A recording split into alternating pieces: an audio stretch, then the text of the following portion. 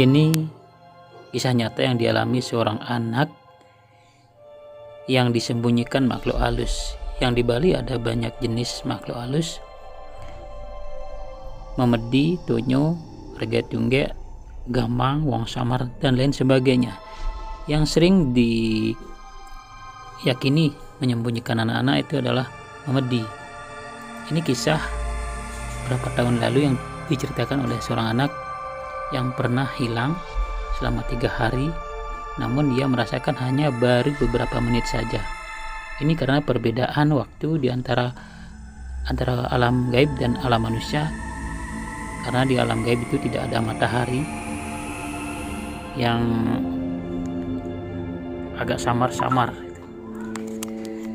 Diceritakan saat itu anak ini pergi ke sekolah seperti biasa dengan membawa perlengkapan, melewati jalan seperti biasa, tegalan, ladang maupun sungai sebelum nyampe ke sekolah. Di tengah jalan, di rimbunan pohon, disapa oleh seorang yang tidak dikenal, orang yang berambut pirang. Diajak ke rumahnya. Di sana dia dikasih makan seperti orang biasa.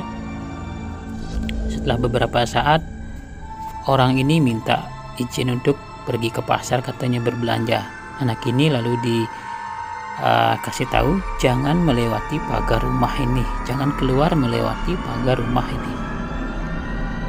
Yang ternyata di alam manusia dia telah hilang selama 3 hari dengan orang tuanya telah mencarinya kemana-mana.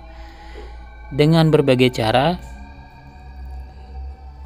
di hari ketiga itu orang tuanya mencari bersama warga ke hutan yang dilalui anak ini dengan membunyikan bunyi-bunyian dan memanggil namanya. Anak ini melihat orang tuanya memanggil namanya ibunya, tetapi tidak ada ingin merespon, dan sepertinya ibunya juga tidak melihatnya. Begitu warga ini membunyikan bunyi-bunyian, tiba-tiba pikirannya menjadi setengah sadar, menyadari mungkin dirinya itu disembunyikan oleh makhluk halus, sehingga orang-orang lain tidak bisa melihatnya. Lalu dia teringat oleh pesan gurunya di sekolah dahulu bahwa jika disembunyikan oleh makhluk halus, maka langgarlah larangan yang diberikan oleh makhluk halus itu.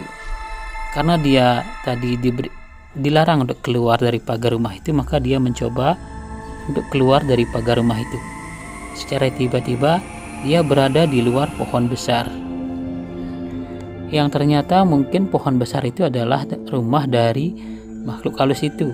Jadi begitu dia melangkahkan kakinya keluar, dia sudah berada di luar dari rumahnya dan keluar dari pohon itu, berada di alam manusia. Itulah cerita yang dikisahkan kembali oleh anak tersebut. Jadi jika disembunyikan makhluk halus, jika diberikan larangan, maka langgarlah larangan tersebut. Jadi kemungkinan bisa keluar dari alam gaib tersebut. Jadi gaib, tergantung gaibnya. Bisa saja sebuah pohon besar itu adalah rumah dari makhluk halus, bisa saja sebuah batu besar itu adalah perkampungan dari makhluk halus, tergantung gaibnya. Jadi itu menurut kisah yang diceritakan anak tersebut. Semoga dapat menambah pengetahuan tentang disembunyikan makhluk halus.